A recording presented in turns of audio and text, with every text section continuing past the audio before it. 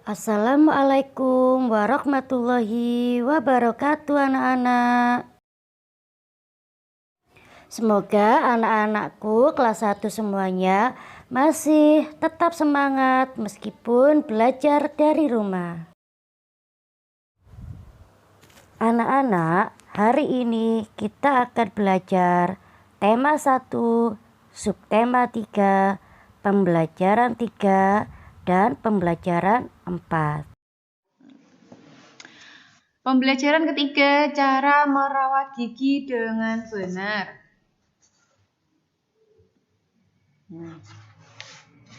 Ini ada gambar menggosok gigi atau menyikat gigi. Sikatlah gigimu setelah makan supaya gigi tetap bersih. Boleh dibuka bukunya halaman 48. Ya, disimak bukunya. Merawat kebersihan gigi. Ada sebuah cerita itu ya yang kotak berwarna abu-abu. Kita baca ya, kalian baca. Kalian simak dulu yang baca. Nanti setelah itu kalian bisa belajar membaca sendiri dengan ayah atau bunda. Udin merawat giginya dengan baik. Ia menggosok gigi dengan teratur. Menggosok gigi harus benar agar gigi bersih dari sisa makanan.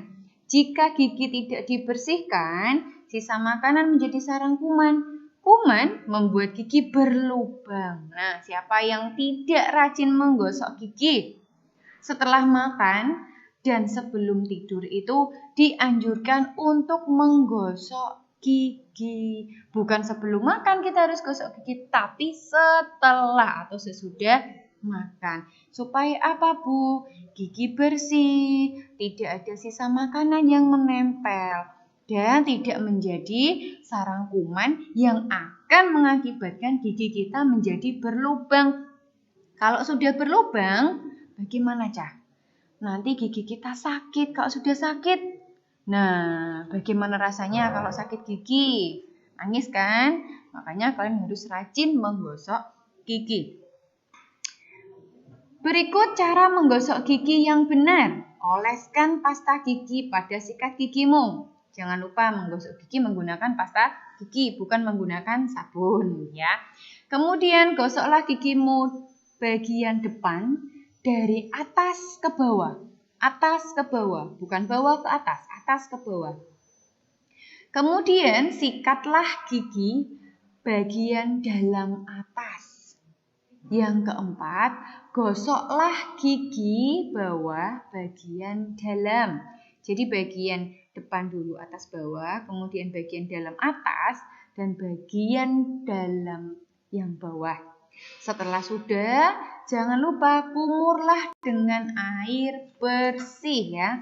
Kumur-kumur menggunakan air bersih. Perhatikan cara menyikat gigi. Ini Bunda sudah bacakan tadi ya. Disimak. Nah, kalian sudah bisa tahu cara menggosok gigi dengan benar. Nanti bisa latihan. Biasanya kan mungkin kalian setiap hari sudah gosok gigi, tapi mungkin ada yang belum tahu tata caranya dari gosoknya tuh yang depan dulu. Nah, atau mungkin ada yang dari belakang dulu. Nah, nanti mulai hari ini kalian gosok giginya secara urut ya, Ca. Dari depan kemudian dalam ya. Terus yang terakhir pasti kumur-kumur dengan air bersih. Masih di pembelajaran ketiga yaitu membandingkan banyak kumpulan benda. Membandingkan banyak kumpulan benda. Dengan cara lebih sedikit, lebih banyak, atau sama banyak. Perhatikan pada gambarmu di slide itu ya. Ada gambar apa, Cah? Lilin ya. Yang pertama ada 4 lilin, yang kedua ada 2 lilin. Kamu bandingkan, banyak benda itu menggunakan kata-kata lebih banyak, lebih sedikit, atau sama dengan. Kira-kira 4 lilin titik-titik 2 lilin. Siapa yang bisa menjawab? 4 lilin lebih banyak atau lebih sedikit atau sama banyak dengan 2 lilin? Jawabannya yaitu lebih banyak dari 2 lilin. Nah, 4 lilin lebih banyak daripada 2 lilin. Yang menjawab lebih banyak tadi, good job, very good, I like it. Kemudian gambar yang kedua, wow, ini ada lampu penerangan belajar ya, atau lampu belajar. Ada 1 dan juga ada 3. 1 lampu titik-titik daripada 3 lampu. Lebih apa? Pinter, lebih sedikit. 1 lampu lebih sedikit daripada 3 lampu. Silakan dibuka halaman 50 ya. Perhatikan cara membandingkan benda berikut. Nah, itu pada gambar kalian yang paling atas itu ada gambar sikat gigi, sabun dan juga gelas. Itu perbandingannya, ada 2 sikat gigi tidak punya pasangan. 3 sikat gigi lebih banyak dari 1 sikat gigi. 3 sikat gigi lebih banyak dari 1 sikat gigi. Kemudian sabun. 2 sabun lebih sedikit daripada 3 sabun. Dan yang terakhir ini ada 5 gelas dan juga 5 gelas. Berarti sama atau berbeda, Cah? Sama jumlahnya 5. Jadi 5 gelas sama banyak dengan 5 gelas. Nah, nanti yang ayo berlatih itu soal bagian bawah, hitunglah banyak 2 kumpulan benda sesuai gambar, lalu bandingkan dengan menuliskan lebih banyak, lebih sedikit, atau sama dengan.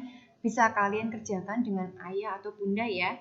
Nomor 1, 2, dan juga 3 halaman 51. Itu buat latihan saja, tidak perlu dikirimkan ke Bu Lili, hanya latihan kalian saja untuk pemahaman materi. Kita membandingkan lagi ya, manakah yang lebih banyak? 4 sapu tangan dan 3 sapu tangan. Mana yang lebih banyak? Pinter, 4 sapu tangan. Good. Yang kedua, 2 pesawat terbang, 1 pesawat terbang. Mana yang lebih banyak? Pasti yang 2 pesawat terbang.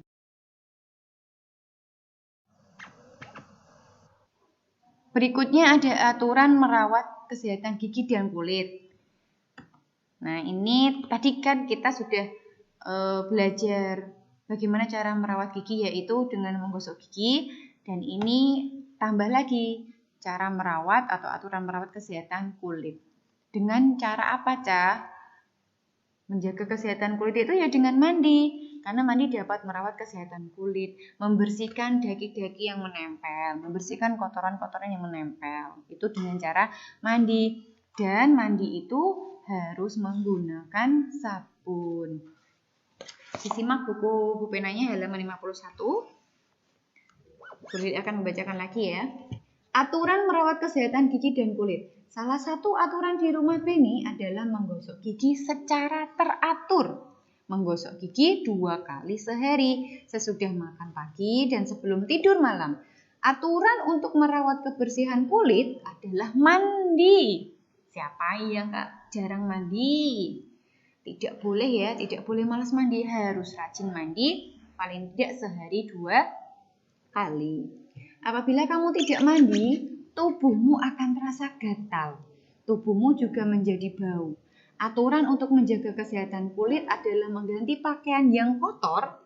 Pakaian kotor menjadi sarang penyakit. Jika kamu berkeringat, gantilah pakaianmu. Makanya kamu disarankan untuk mandi agar tubuh kamu itu tidak gatal, tidak bau kecut, ya. Terus kalau kamu kok sudah merasa gatal atau berkeringat, untuk segera mengganti pakaiannya, ganti baju gitu ya. Anak-anak, setelah tadi kita belajar di pembelajaran 3, sekarang Bu Guru lanjutkan ke pembelajaran 4. Coba dibuka buku bupenanya halaman 52. Muatan bahasa Indonesia tentang materi cara merawat kuku dengan benar. Di situ ada sebuah gambar orang sedang memotong kuku. Potonglah kukumu saat sudah panjang agar tetap bersih. Jadi anak-anak, kuku yang panjang dan kotor harus segera dipotong. Di situ juga ada sebuah bacaan. Bacalah cerita berikut. Rawatlah kukumu. Kuku adalah bagian dari tubuh kita. Kuku berada di ujung jari. Kuku harus kita rawat. Kuku yang sehat adalah kuku yang bersih. Kuku yang kotor mengandung kuman. Kuku panjang dan kotor harus dipotong. Mintalah bantuan orang tua atau kakakmu untuk memotong kuku. Jadi anak-anak, setelah kita membaca bacaan tadi, sekarang lihat di bawahnya ada pertanyaan nomor 1 sampai 3. Ayo berlatih. Jawablah soal-soal berikut. Nomor 1. Kapan kukumu harus dipotong? Kapan anak-anak kita harus memotong kuku? Saat kuku sudah panjang dan kotor. Nomor 2, mengapa kuku yang panjang harus dipotong? Mengapa anak-anak kuku kita kalau sudah panjang harus dipotong? Agar tetap bersih dan terhindar dari kuman serta penyakit. Nomor 3, di mana kamu harus membuang potongan kukumu? Ayo, di mana anak-anak kita harus membuang potongan kita selesai memotong kuku? Dibuang di tempat sampah.